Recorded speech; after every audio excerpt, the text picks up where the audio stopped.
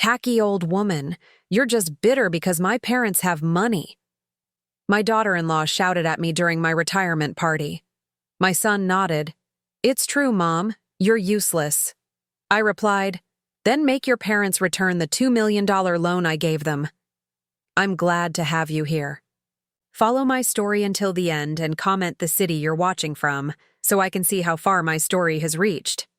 The retirement party was supposed to be my moment.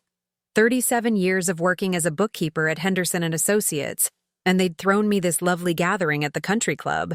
White tablecloths, fresh flowers, even a cake with my name spelled out in elegant script. I should have been happy. Instead, I stood frozen in the middle of the reception hall, watching my son Damon nod in agreement as his wife Fallon called me a bitter old hag. You're just bitter because my parents have money, Fallon had said, her voice carrying across the room like a slap. Her perfectly manicured finger pointed at me accusingly, her designer dress catching the light from the crystal chandeliers. You've always been jealous of our lifestyle. The room had gone silent. My former colleagues, my neighbors, even the catering staff had stopped what they were doing to stare. I felt heat creeping up my neck, that familiar burn of humiliation I hadn't experienced since I was a child being scolded in front of the class. Really, Mom, Damon had added, his tone casual, almost bored. You're not useful anymore. Why don't you just accept that and stop trying to insert yourself into our lives? Not useful anymore. The words echoed in my head as I looked at my son, this 35-year-old man I'd raised alone after his father died when he was just 8. The boy I'd worked double shifts for, the teenager I'd sent to private school even when it meant eating peanut butter sandwiches for dinner for weeks at a time. Fallon was still talking, her voice getting shriller with each word. Honestly, Lorna, it's embarrassing how you try to keep up with us. We know you're struggling financially. Damon told me about your little apartment, your old car. It's sad, really. She turned to the crowd, playing to them like an actress on stage. She keeps trying to give us advice about money when she can barely afford her own groceries. It's pathetic. A murmur rippled through the room. I could see the pity in people's eyes, the way they looked away when I tried to make eye contact.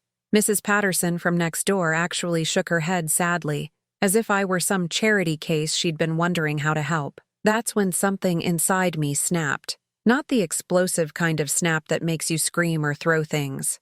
The quiet kind. The kind that feels like a door closing permanently. I took a deep breath and smiled. Not the fake smile I'd been wearing all evening, but a real one. The kind that comes when you finally stop pretending. Fallon, sweetheart, I said, my voice carrying clearly across the silent room. Since you brought up money, I think it's time we discussed something. She rolled her eyes dramatically. Oh, here we go. Another lecture from the $2 million, I interrupted, still smiling. The color drained from her face so quickly I thought she might faint. Actually, she did sway a little, gripping Damon's arm for support. What are you talking about? Damon asked, but his voice had lost that casual confidence from moments before. I turned to address the room, the same way Fallon had been doing. You see, everyone, Fallon's parents needed a rather substantial loan a few years back. $2 million to be exact. They were facing some financial difficulties. Fallon's mouth opened and closed like a fish out of water. You can't. I can, and I am, I said pleasantly. The loan was made 3 years ago with very reasonable terms, 5% interest to be paid back over 7 years. Of course, they've only made about 6 months of payments so far. The crowd was staring now, but not at me with pity anymore. They were looking between Fallon and me with fascination, like spectators at a tennis match. That's impossible, Fallon whispered, but her voice cracked on the words. I reached into my purse and pulled out my phone. With a few taps, I opened my banking app and turned the screen toward the crowd. Would anyone like to see the loan documentation? It's all quite legal and above board. Damon stepped closer, squinting at the screen. His face went white as he saw the numbers. Mom, what is this? How do you have $2,437,612.18, I said clearly. That's what your wife's parents currently owe me, including the accrued interest they've been ignoring. Fallon made a strangled sound and actually grabbed the back of a chair to steady herself. This has to be some kind of mistake. You're a bookkeeper. You live in that tiny apartment. You drive a 15-year-old Honda. I do drive a 15-year-old Honda, I agreed. And I do live in a small apartment. But you know what they say about assuming things, dear.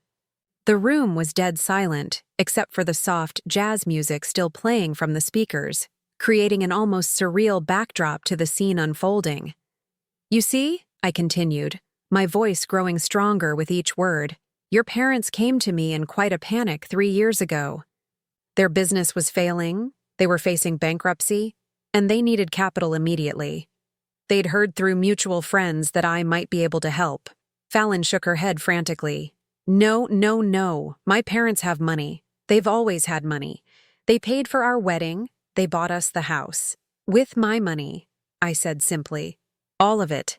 Every dollar your parents have spent in the last 3 years came from that loan. Damon sank into the nearest chair, his face pale and confused. But you always said you didn't have much. You said you were just getting by on your pension. I said I lived simply, I corrected. I never said I was poor. Fallon's breathing was becoming rapid and shallow. She kept looking around the room as if searching for an escape route. This is insane. You're lying. You're making this up because you're jealous and bitter and— Would you like me to call your parents right now? I asked, pulling up their number on my phone. I'm sure they'd be happy to confirm the details. No! Fallon practically shouted, then lowered her voice when she realized how loud she'd been. No, don't. Don't call them. Why not, sweetheart? If I'm lying, surely they'd be happy to set the record straight.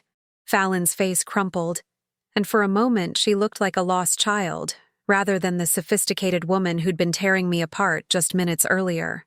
Please, she whispered, please don't do this. But I was done with pleasing people who had never shown me the same courtesy. I was done being treated like a burden by the family I'd sacrificed everything for. I looked around the room one more time, at all the faces staring back at me with new respect and curiosity. Then I looked at my son, still slumped in his chair, still trying to process what he'd just learned. Enjoy the rest of the party, everyone, I said, tucking my phone back into my purse. I think I'll head home now. As I walked toward the door, I could hear Fallon's voice behind me, high and desperate. Lorna, wait, we need to talk. We need to. But I didn't stop. I didn't turn around. I just kept walking, and with each step, I felt lighter than I had in years.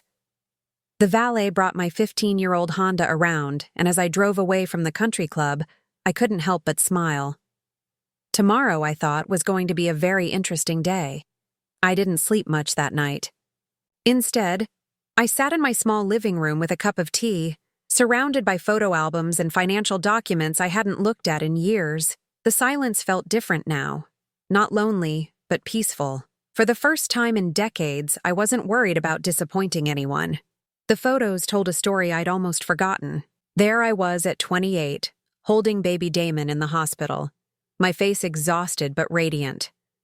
My husband, Robert, had died just 2 months earlier in a construction accident, leaving me with a mortgage, a newborn, and exactly $347 in our checking account. I traced my finger over the picture, remembering that terrified young woman. She had no idea what she was capable of. The insurance money from Robert's death had been modest, barely enough to cover the funeral expenses and a few months of mortgage payments. Everyone kept telling me to sell the house, move in with my mother, take whatever help I could get, but something inside me refused. This was Damon's home. This was where his father had painted the nursery walls blue and built shelves for the children's books we'd never gotten to read together. So I kept the house and found a job. Not just any job, but a position at Henderson & Associates, a small accounting firm that needed someone willing to work odd hours for lower pay. I started as a receptionist, but I watched everything, learned everything. Numbers had always made sense to me in a way that people didn't. Within 2 years, I was handling the books for 3 of their biggest clients. Within 5, I was essentially running the financial side of the business, while Harold Henderson played golf and made client lunches. He paid me well enough to keep the lights on and put food on the table, but I was building something else on the side. It started small. I'd notice inefficiencies in the way clients structured their businesses, tax advantages they were missing, investment opportunities they were overlooking. I started making suggestions, quiet recommendations that saved them thousands of dollars. Word spread. Soon, I was doing financial consulting in the evenings and weekends. working with small business owners who couldn't afford the big firms but needed someone who understood money. I charged modest fees and delivered exceptional results. My reputation grew. By the time Damon was in middle school, I was managing investment portfolios for a dozen local businesses. I'd incorporated my own consulting firm, kept it quiet, and funneled the profits into carefully chosen stocks and real estate investments. I lived modestly, drove used cars, and let everyone assume I was just getting by on my bookkeeper's salary. The truth was, I was building an empire, a quiet, invisible empire that no one suspected existed. I learned early that people treat you differently when they think you have money. They want things from you, expect things, feel entitled to pieces of your success. I watched wealthy clients at Henderson and Associates deal with the constant pressure from family members, the endless requests for loans and handouts, the way their children grew up expecting everything to be handed to them. I didn't want that for Damon. I wanted him to have a normal childhood, to develop his own work ethic, his own values. So I hid my growing wealth behind a facade of middle-class struggle. I shopped at discount stores, clipped coupons, complained about the cost of things the way my neighbors did. But I also made sure Damon never wanted for anything important. Private school tuition appeared magically each semester. College funds materialized when needed, and there was always money for the things that mattered. I just made it seem like I was stretching every dollar, sacrificing for his benefit. Looking back now, I can see the flaws in my plan. I was so focused on not spoiling Damon that I may have overcorrected. He grew up thinking I was barely scraping by, that every opportunity he had was the result of my struggle and sacrifice. In a way, that was true. But he never understood the scope of what I'd built, the security I'd created for both of us. When Damon graduated college with a business degree, I quietly used my connections to help him land his first job. When he wanted to start his own consulting firm, I arranged for several of my clients to become his first customers. When he decided to expand, I made sure the bank approved his loan application. He thought he was succeeding on his own merit, and in many ways he was. I'd raised him to be smart and hardworking, but I'd also been smoothing his path in ways he never realized. Then came Fallon. I remember the first time Damon brought her home for dinner. She was beautiful in that polished, expensive way that spoke of country club memberships and European vacations. Her clothes were designer, her jewelry real, her confidence unshakable. She looked around my modest apartment with barely concealed disdain, making small comments about the quaint decor and cozy space. During dinner, she regaled us with stories about her parents' latest trip to Tuscany, their new yacht, their plans to buy a vineyard. She spoke casually about money in a way that made it clear she'd never worried about it a day in her life. When she mentioned that her father owned several car dealerships across 3 states, I understood where the wealth came from. What I didn't understand was why she seemed so determined to make me feel small. "Damon tells me you work as a bookkeeper," she said, the words dripping with barely concealed pity. That must be challenging. Making ends meet on that kind of salary. I smiled politely and said it was honest work. I didn't mention that I'd just closed a consulting deal that would net me more in 6 months than most people made in 2 years. After they left, I couldn't shake the feeling that I'd been assessed and found wanting. Fallon had looked at my small apartment, my simple lifestyle, and dismissed me as irrelevant. I told myself it didn't matter, that her opinion meant nothing. But as their relationship progressed, I began to see changes in Damon. He started making comments about my situation, asking if I needed help with bills, suggesting I might want to consider moving to a smaller place to save money. The concern in his voice was genuine, but it stung. My own son was beginning to see me through Fallon's eyes. The wedding was a spectacle that cost more than most people's houses. Fallon's parents spared no expense, flying in flowers from Holland and hiring a string quartet that had played for European royalty. I wore a simple dress from a department store and sat in the 3rd row, watching my son marry into a world that made my life seem insignificant by comparison. After the wedding, the distance grew. Damon and Fallon moved into a house that Fallon's parents had helped them buy, furnished it with antiques and art that cost more than I'd spent on furniture in my entire life. When I visited, I felt like a tourist in a museum, afraid to touch anything. Fallon was always polite, but in the way you're polite to service providers or distant acquaintances. She'd ask about my job with feigned interest, comment on my cute car, offer to help me shop for better clothes. Every interaction left me feeling smaller, less significant. And Damon, perhaps without even realizing it, began to adopt her perspective. He stopped asking for my advice about business decisions. He stopped calling as frequently. When we did talk, the conversations felt stilted, as if he were speaking to an elderly relative he felt obligated to check on rather than his mother. That's when Fallon's parents reached out to me. It was 3 years ago, on a Tuesday evening when my phone rang with a number I didn't recognize. Margaret Wheeler, Fallon's mother, was on the other end, her voice tight with desperation. "Lorna, I hope you don't mind me calling," she said. "But we're in a bit of a situation, and someone mentioned you might be able to help." The story came out in fits and starts: bad investments, market downturns, cash flow problems that had spiraled out of control. The car dealerships were hemorrhaging money, creditors were circling, and bankruptcy was looming. They needed capital immediately, and traditional lenders had turned them down. "We heard through mutual acquaintances that you might have some resources," Margaret said carefully. "Connections, perhaps, or knowledge of private lenders." I almost laughed. Here was this woman who had looked down on me for years, calling to ask for help from the poor bookkeeper. But something in her voice stopped me. Genuine fear. The terror of losing everything she'd built, everything that defined her family's identity.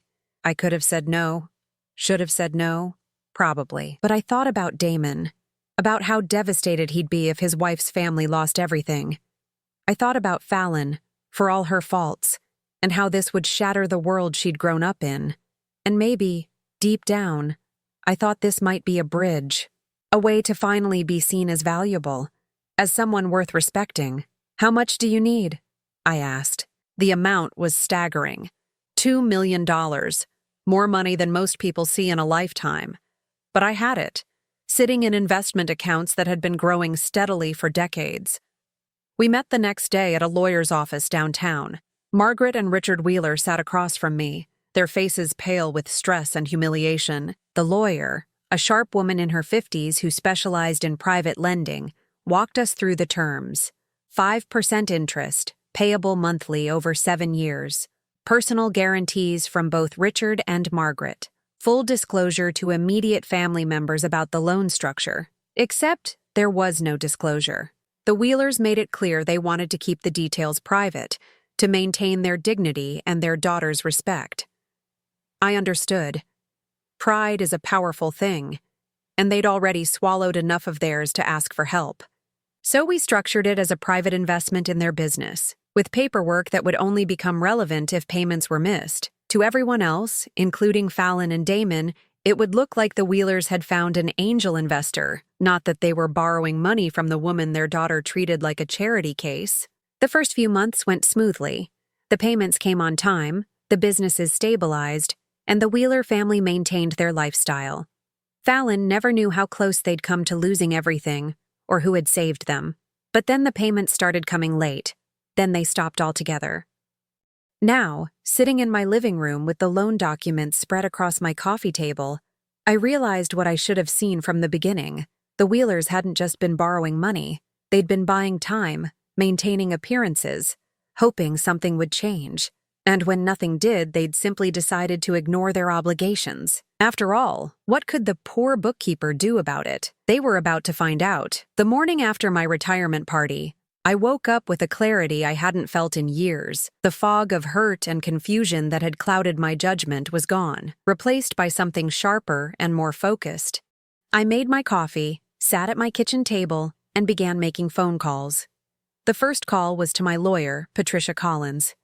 I'd used her services for years to structure my investments and consulting contracts, but we'd never been particularly close. That was about to change. "Patricia, it's Lorna Hastings. I need to schedule a meeting as soon as possible. It's about the Wheeler loan and some other matters that have come up." Her voice sharpened with interest. "Has there been a development with the repayment situation?" "You could say that. Can you meet me this afternoon?" "I'll make time." The second call was to Marcus Chen, my financial advisor. Marcus had been managing my investment portfolio for 15 years, and he was one of the few people who truly understood the scope of my wealth. He was also incredibly discreet, which had served me well. Marcus, I need you to run a comprehensive analysis on all accounts connected to Damon Hastings. Loans he's co-signed, credit lines, investments, everything. I want to understand his complete financial picture. There was a pause on the other end. Lorna, is everything all right? You sound different. Everything is about to be very different. How soon can you have that information? Give me 24 hours. The third call was the hardest. I dialed my son's number, knowing that after last night, our relationship had fundamentally changed. He answered on the fourth ring, his voice cautious. Mom? Are you? How are you feeling today? I'm feeling quite well, actually. Better than I have in a long time. I kept my tone pleasant, but businesslike. I was hoping you and Fallon could come by this evening. There are some things we need to discuss. About last night? Mom, Fallon is really upset. She barely slept. Maybe we should wait a few days for things to cool down. No, Damon. Tonight, 7 o'clock. This can't wait. I hung up before he could argue. The meeting with Patricia that afternoon was illuminating in ways I hadn't expected. She spread the Wheeler loan documents across her conference table, along with several other files I hadn't seen before. Lorna, there's something you need to know about the Wheeler situation. They've been shopping around for refinancing options for the past 6 months. They've approached 3 different private lenders, trying to consolidate their debts. My stomach tightened. What kind of debts? Beyond your loan, they owe approximately $400,000 to various creditors. Credit cards, supplier payments, equipment leases that went into default. They've been using your money to service minimum payments on everything else while letting your loan slide. The betrayal stung, but it wasn't the worst part. Patricia pulled out another document, this one stamped with the seal of the probate court. They also filed a preliminary inquiry 6 months ago about challenging estate plans. Specifically, they wanted to understand the process for contesting wills when there are questions about mental capacity. The room seemed to tilt around me. Whose will? They didn't specify, but given the timing and the context, I think we can make some educated guesses. I stared at the document, feeling pieces of a puzzle clicking into place. They think I'm losing my mental capacity. It appears they're laying groundwork for that argument, yes. The inquiry specifically asked about situations where elderly individuals make financial decisions that seem inconsistent with their established patterns of behavior, like a poor bookkeeper somehow having $2 million to loan to people. Exactly. I leaned back in my chair, processing this information. The Wheelers weren't just defaulting on their loan. They were planning to claim I'd never been competent to make it in the first place. If they could establish that I was mentally incapacitated when I lent them the money, they could potentially void the entire agreement. Patricia, I want you to do something for me. I want a complete psychiatric evaluation performed by the most respected neuropsychologist in the state. I want cognitive tests, memory assessments, everything.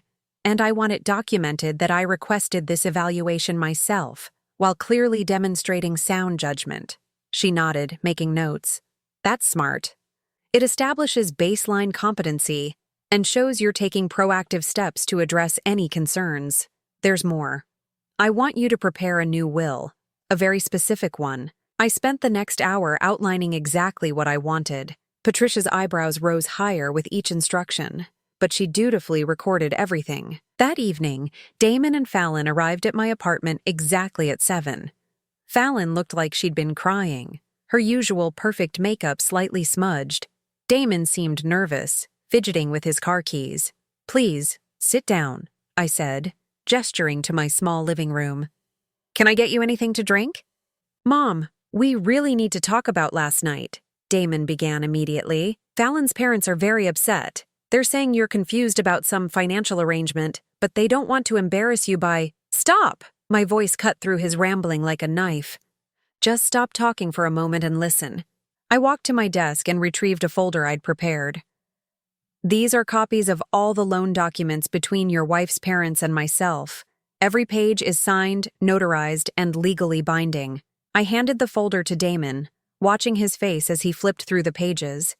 His expression shifted from skepticism to confusion to dawning realization. This is real, he said quietly. Very real. $2 million, borrowed 3 years ago. Payments stopped completely 8 months ago.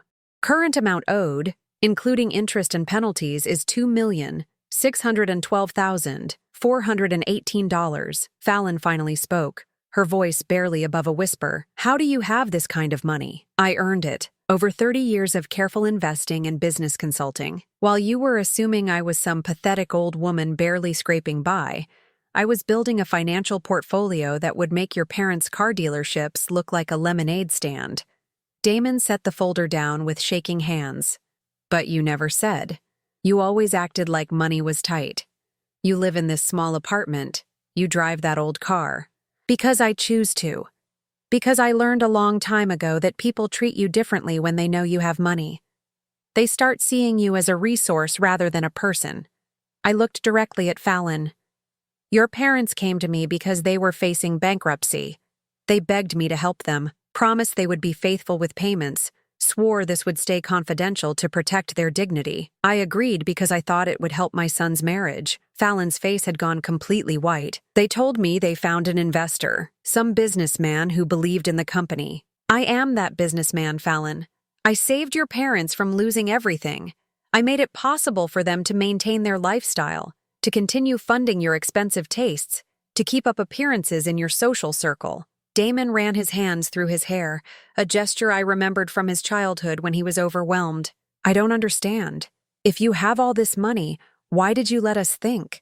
Why did you let me worry about your retirement, your future security? The hurt in his voice almost broke my resolve, but I pressed on, because I wanted you to love me for who I am, not what I have. I wanted to know that you valued our relationship, not just my ability to solve your problems with money. And now? Fallon asked, her voice hollow.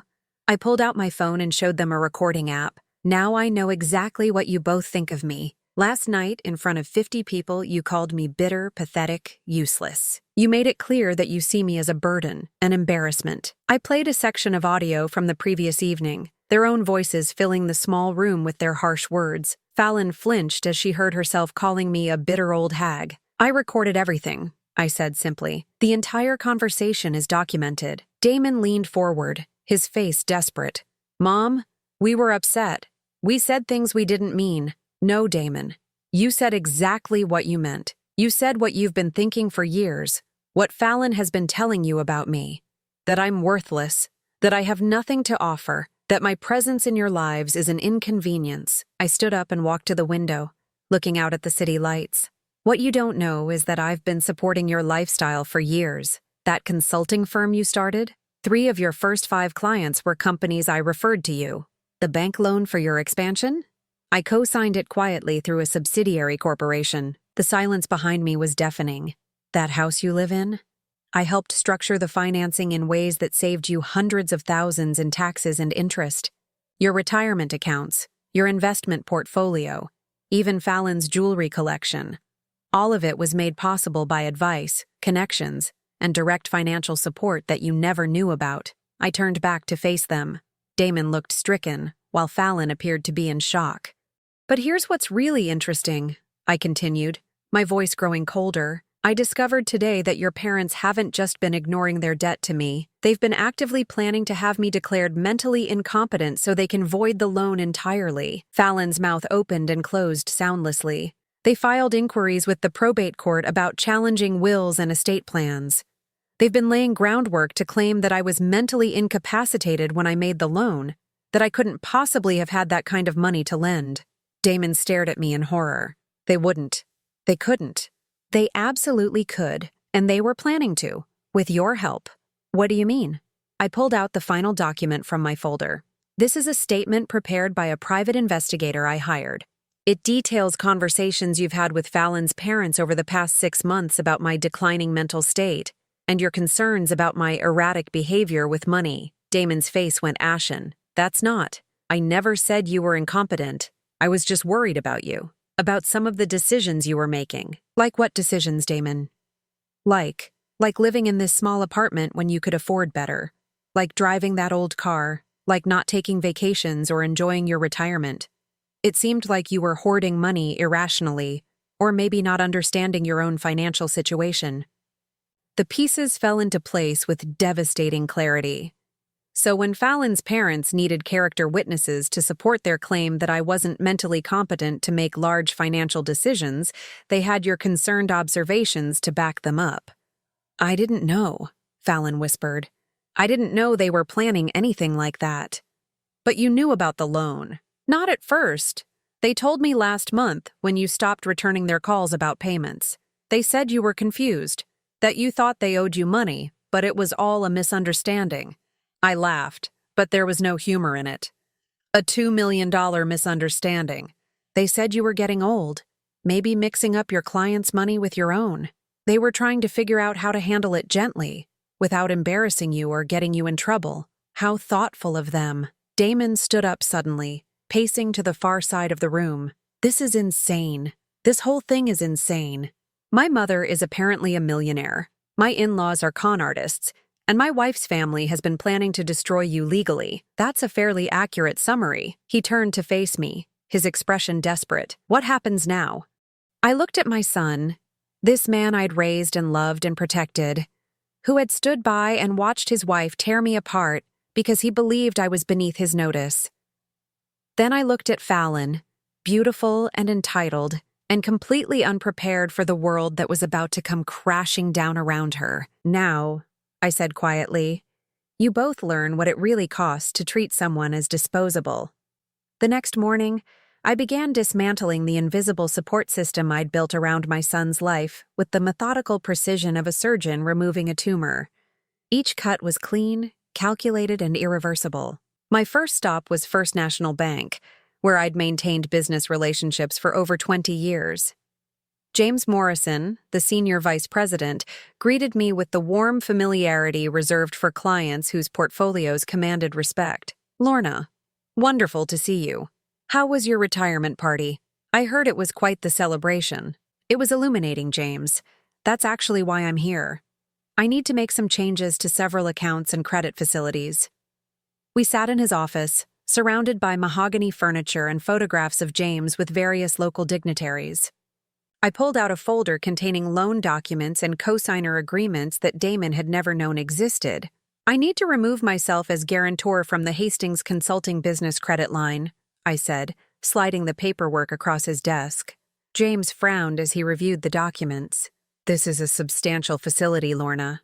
$750,000. Your guarantee is what made this loan possible. Without it, the loan will need to be restructured based solely on the business's current assets and cash flow, which may not qualify for the same terms or the same amount. That's Mr. Hastings' problem to solve. James studied my face, clearly recognizing that this wasn't a casual business decision. Are you certain about this?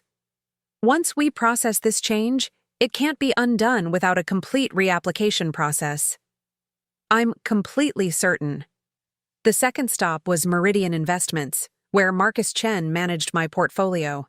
His office was more modern than James's, all glass and steel and abstract art. But the conversation was equally straightforward. The analysis you requested is complete, Marcus said, handing me a thick report. Your son's financial situation is more precarious than I expected. I flipped through the pages, seeing my suspicions confirmed in black and white. Damon's consulting business was heavily leveraged, dependent on credit lines I'd guaranteed and clients I'd referred. His personal finances were stretched thin, with mortgage payments on a house that was worth less than what he owed, car payments on 2 luxury vehicles, and credit card debt that had been growing steadily. Without the business income from those 3 major clients, his cash flow would be negative within 60 days, Marcus explained. Those 3 major clients were all companies I'd been consulting with for years, businesses I'd directed to Damon when he was starting out. They'd continued working with him partly out of loyalty to me, and partly because I'd been quietly ensuring their satisfaction by reviewing his work and making corrections when necessary. I want you to contact Reynolds Manufacturing, Berkshire Holdings, and Patterson Logistics, I said. Inform them that I'll be taking over their accounts directly, effective immediately. Marcus raised an eyebrow. That's approximately 60% of Hastings Consulting's revenue. Yes, it is. Lorna, I have to ask, Is everything all right? These seem like very drastic measures. I thought about Damon's words from the previous night, the casual dismissal, the assumption that I was useless. Everything is exactly as it should be, Marcus. My third stop was the most difficult. Margaret Wheeler had agreed to meet me for lunch at the country club where my retirement party had taken place just 2 days earlier. She looked older than I remembered, stress lines deepening around her eyes, her usual perfect composure cracked at the edges. Lorna, thank you for agreeing to meet. I hope we can work this out amicably. We sat at a quiet table overlooking the golf course, the same view I'd had when Fallon called me pathetic in front of all my colleagues. The irony wasn't lost on me. Margaret, I'm going to be very direct. I know about the probate court inquiries. I know about your plans to challenge my mental competency. And I know you've been using money from my loan to service other debts while ignoring your obligations to me. Her face went pale, but she maintained her dignified composure. I don't know what you're talking about. I placed a folder on the table between us. These are copies of every financial transaction your family has made in the past 6 months, courtesy of a very thorough forensic accountant. Shall I read through them? Margaret's hands trembled slightly as she reached for her water glass. How did you? That information is private. Not when you're in default on a $2 million loan, it isn't. My attorneys have been very thorough. I opened the folder and began reading. March 15th, payment to American Express, $22,400. March 18th, payment to Mercedes-Benz Financial, $8,900. March 22nd, payment to Fallon's credit card, $14,600. Margaret's composure finally cracked. Stop, please. April 3rd, wire transfer to Fallon's account for her European vacation, $28,000. April 7th, payment to the country club for her bridal shower, $6,200. I said stop. I closed the folder. Every payment I just listed was made with money from my loan. Money you promised would be used to stabilize your business. Instead, you've been funding your daughter's lifestyle while planning to claim I'm mentally incompetent so you don't have to pay me back. Margaret stared down at her untouched salad, her voice barely a whisper. We were desperate. The business was failing faster than we expected. We thought if we could just maintain appearances for a while longer, something would turn around. And if it didn't turn around? She didn't answer. You were going to destroy my reputation, question my mental capacity, and potentially have me declared incompetent, all to avoid repaying money you borrowed in good faith. It wasn't supposed to happen like this. But it did happen like this, and now there will be consequences. I pulled out a formal notice that Patricia had prepared. This is a demand for immediate payment of the full outstanding balance, plus penalties. $2,843,712 due within 30 days.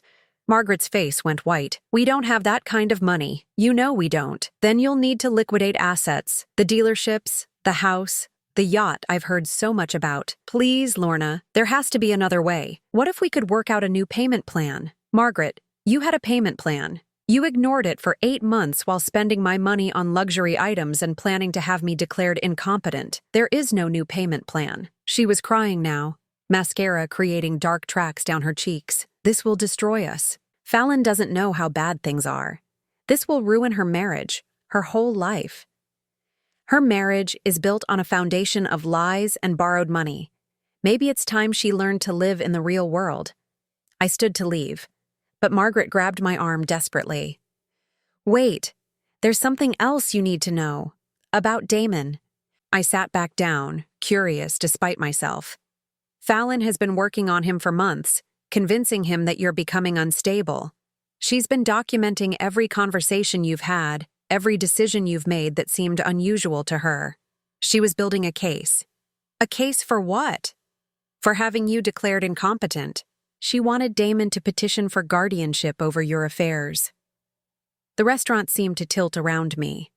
Guardianship.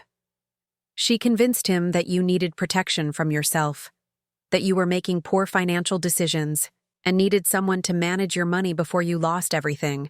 I felt a cold fury building in my chest. She wanted control of my assets. She thought. We all thought you maybe had a few $100,000 saved up. enough to be worth managing, but not enough to matter in the long run. And Damon agreed to this? Margaret nodded miserably. He loves you, Lorna. He really does. But Fallon made it sound like he was protecting you. She showed him articles about elderly financial abuse, stories about seniors who lost their savings to scams. She made him believe that taking control of your finances was an act of love.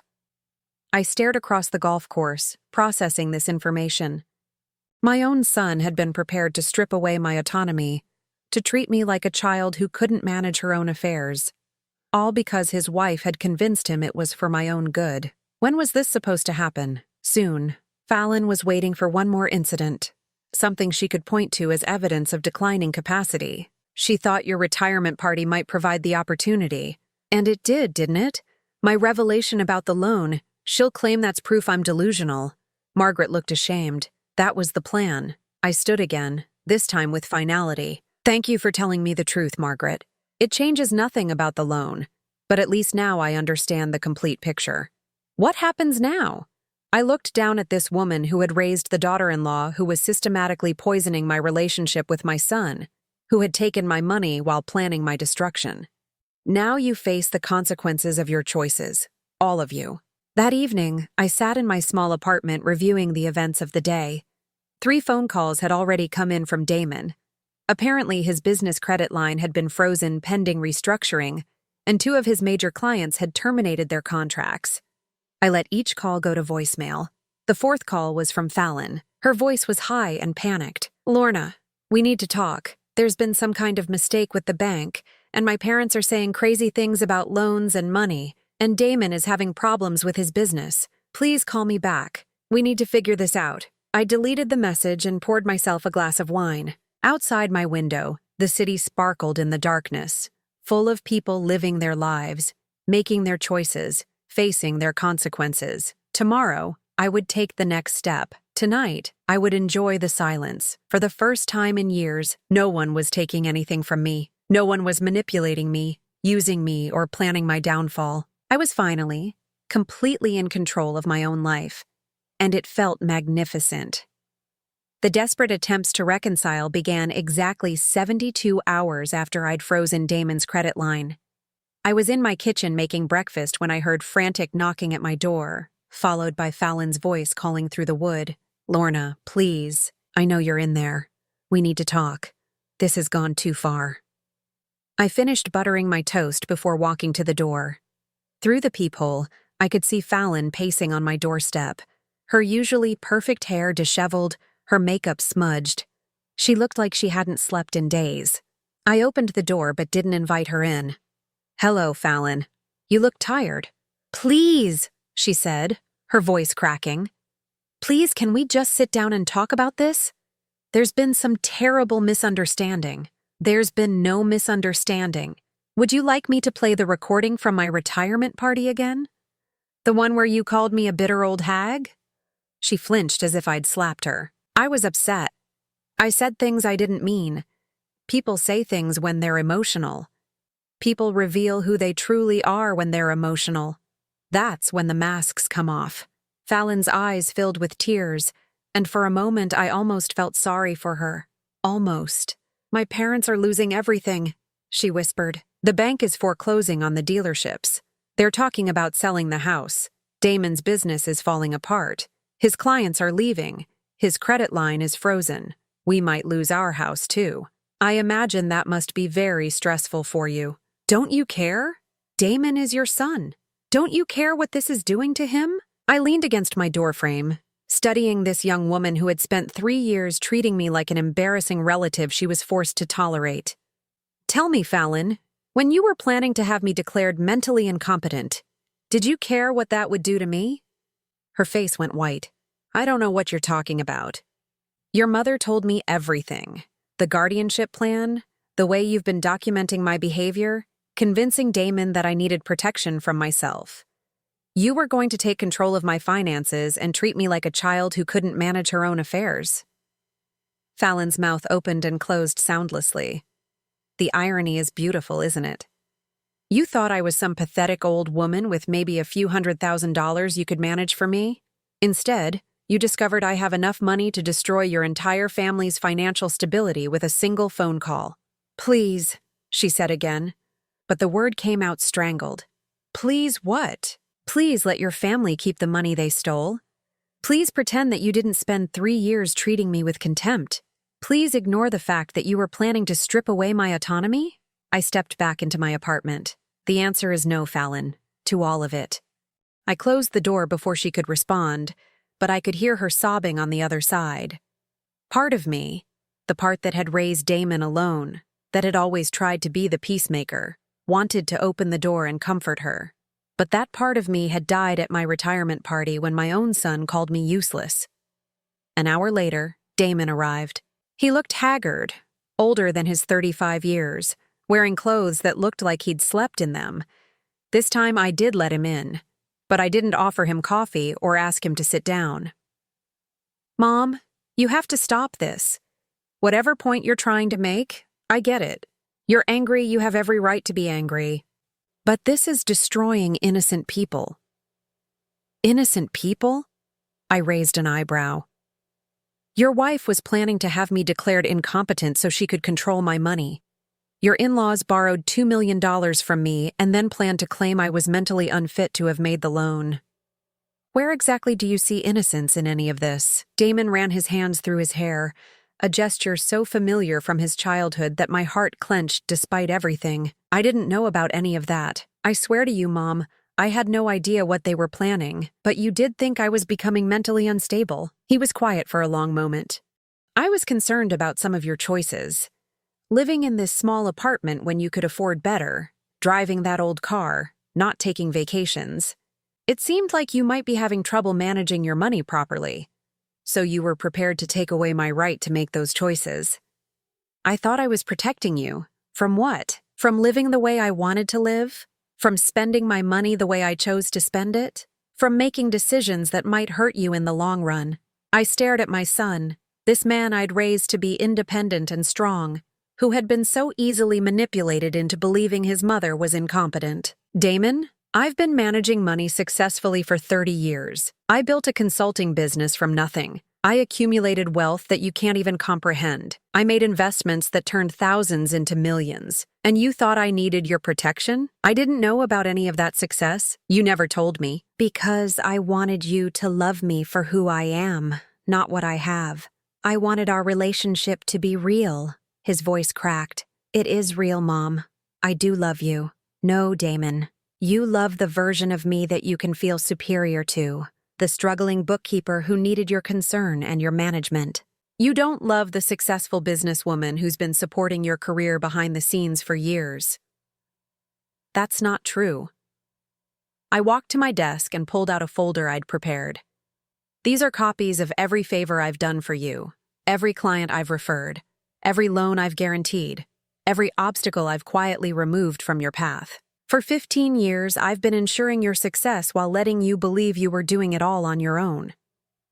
Damon took the folder with trembling hands, flipping through pages of bank documents, client referral letters, and guarantee agreements he'd never known existed. Why? He whispered. Because I wanted you to have confidence in yourself. I wanted you to believe in your own abilities, but I also wanted to protect you from failure. And now? Now you get to find out what you can actually accomplish without my help. Mom, please.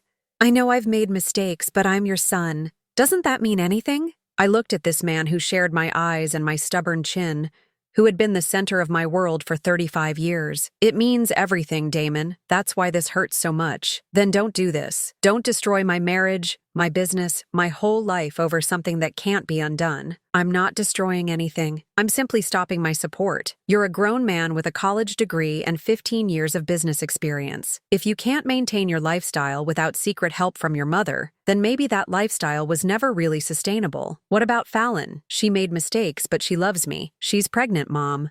I felt my heart skip a beat. What? She's 8 weeks pregnant. We just found out yesterday. She's terrified about what's happening with our finances with her parents. The stress isn't good for the baby. For a moment, the room was completely silent. A grandchild.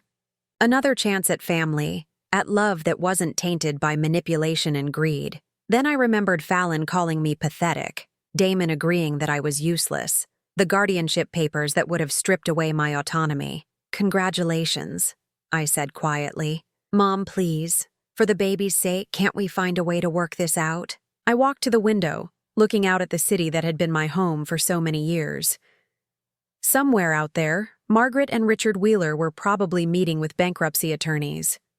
Somewhere else, Fallon was crying over bank statements and foreclosure notices. "I'll make you a deal," I said finally. Damon's face lit up with hope. Full repayment of the Wheeler loan within 60 days. $2,843,712. His face fell. "You know they don't have that kind of money. Then they'll need to liquidate assets, houses, businesses, investments, jewelry, everything. That will leave them with nothing. They'll have their health and their freedom. That's more than they were planning to leave me with. What about my business? What about the guarantees you withdrew? Your business succeeds or fails based on your own merit now. No more help from me. And us? What about our relationship?" I turned back to face him, memorizing his features as if I might never see him again.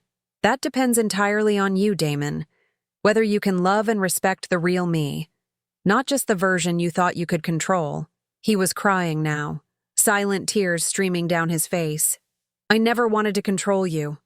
I thought I was helping. I know you did. That's what makes this so tragic." After he left, I sat in my quiet apartment as the afternoon faded into evening. The silence felt different now, heavier. I was getting what I'd demanded: respect, recognition, consequences for those who had wronged me. But the cost was higher than I'd anticipated. A grandchild was coming, and I might never know him or her. My son might never forgive me for this. The family I'd spent 35 years building and protecting was crumbling around me. But for the first time in years, no one was taking advantage of me. No one was manipulating me or planning my downfall. I was finally free to be exactly who I was, without apology or explanation. The question was freedom worth the price of being alone? I poured myself a glass of wine and watched the sun set over the city, knowing that tomorrow would bring new challenges, new choices, new consequences. But tonight, I was simply Lorna Hastings, successful businesswoman, millionaire, survivor. And that would have to be enough. 6 months later, I stood in the lobby of the Meridian Tower, wearing a tailored navy suit that cost more than most people's monthly salary. The marble floors gleamed beneath my feet, reflecting the crystal chandeliers that cast warm light across the space. This was my building now, one of 3 commercial properties I'd purchased in the past month. The elevator carried me to the 15th floor, where glass doors bore the inscription, "Hastings Financial Consulting, Private Wealth Management." My new office occupied the entire floor, with floor-to-ceiling windows offering a panoramic view of the city I'd called home for so many years.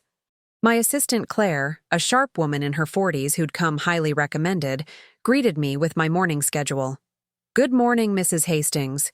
You have the Peterson consultation at 10, lunch with the Mayor's Economic Development Committee at noon, and the Forbes interview at 3. "Thank you, Claire. Any messages?" "Several. Your lawyer called about the Wheeler bankruptcy proceedings. Everything is finalized.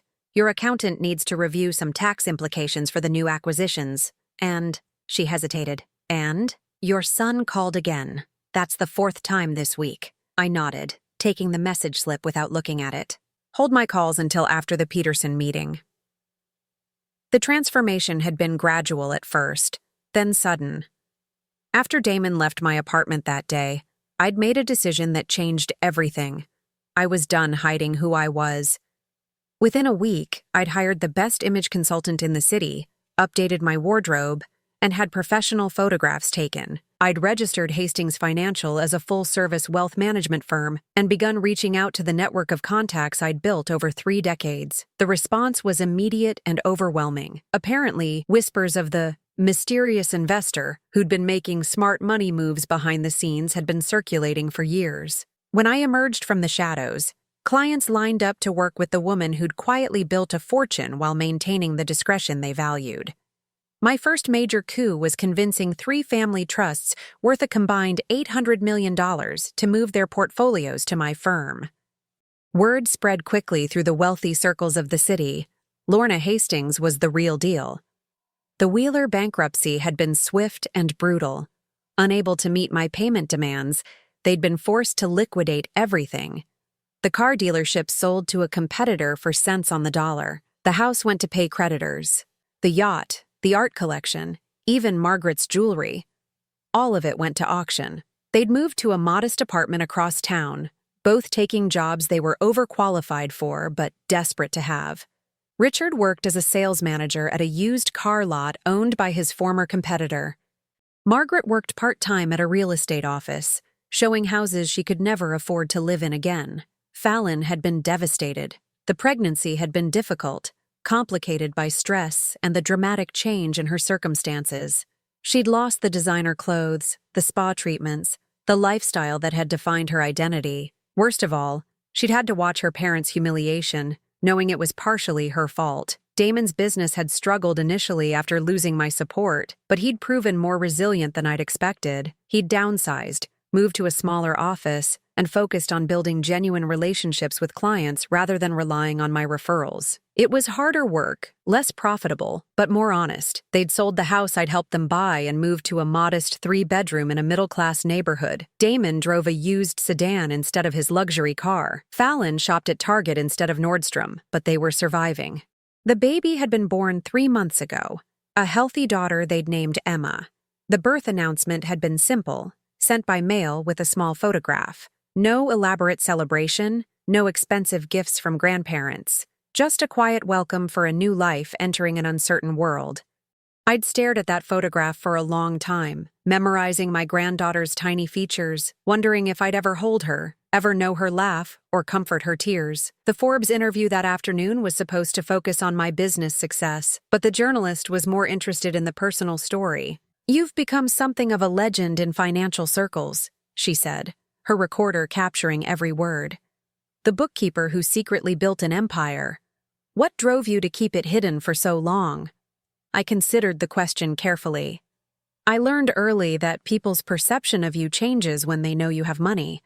They start seeing you as a resource rather than a person. I wanted my relationships to be based on who I was, not what I had. And did that strategy work?" I smiled, but there was sadness in it. It revealed exactly what my relationships were really worth. "You've been estranged from your son for 6 months now. Do you have any regrets about how you handled the situation?"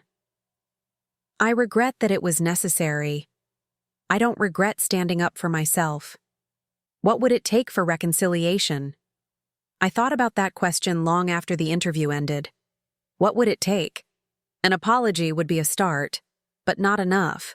Real change, genuine respect, acknowledgement of the damage that had been done, those things took time to develop and even longer to prove. That evening, I was reviewing acquisition proposals in my penthouse apartment. I'd finally moved out of my modest rental when my doorman called. "Mrs. Hastings, there's a young woman here with a baby. Says she's your daughter-in-law. Should I send her up?" I hesitated for a long moment. Yes, send her up. 5 minutes later, I opened my door to find Fallon standing in my hallway, holding a pink bundle in her arms. She looked different, older, more tired, but somehow more real. Her hair was pulled back in a simple ponytail. She wore jeans and a sweater instead of designer clothes. And there was something in her eyes that hadn't been there before. Humility. "Hello, Lorna. Thank you for seeing me. Come in." She walked into my new living room, taking in the expensive furniture, the original artwork, the floor-to-ceiling windows with their stunning view. But her attention quickly returned to the baby in her arms. "This is Emma," she said quietly, "your granddaughter." I stared down at the sleeping infant, feeling my heart constrict with a longing I'd been suppressing for months. She had Damon's nose and what looked like my chin. "She's beautiful.